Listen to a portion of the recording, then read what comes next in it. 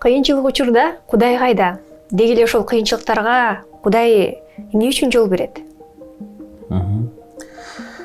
Чоң рахмат. Демек, кыйынчылыктар келбей койбойт. Кыйынчылыктар бул күнөөнүн кесепети. Адамзат күнөөгө баткандан баштап кыйынчылыктарга дуушар болгон. Күнөөнүн кесепетин тартып келебиз. Ошол себептен мүмкүндө ооруйбуз, кыйналабыз, жакындарды жоготобуз, бул дүйнөдөн кайтабыз дегендей, кыйынчылыктар ошо күнөөнүн кесепети. Бирок ошо күнөөлөрдүн кесепетин тартып жатканда Кудай жок болуп кеткен жок. Ал Кудай, ал биздин жаныбызда.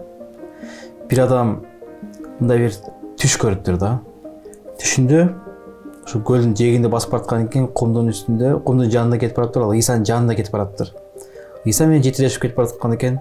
А бир учурда таштак, тикенектүү жерге келгенде, баягы эки из кетип бараптыр. Анан эки из жоголуп кетип, бир эле из калып калыптыр да. Анан ошондо тигил адам ыйлап, Иса, сен мени таштап кеттиңби? Эки из экөөсү кетип баратпады эле. Эмне себептен бирөө эле калып калдык, кыйынчылыкка келгенде, таштакка келгенде деген. Ошондой айтат экен да. Ошондо аяттан угулат экен ага. Бул из сенин изиң эмес, бул из менин изим дептир да. А мен сени болсо көтөрүп алдым дептирчи. Кыйынчылык келгенде көтөрүп алдым депчи. Ошол сыяктуу эле кыйынчылыкта Иса таштап кетпейт. Теги ал биздин жаныбызда дайыма. Эгер биз ага кайрылсак, ал бизге жооп берет.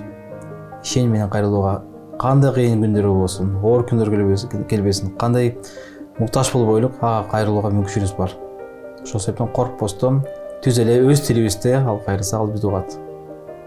Рахмат.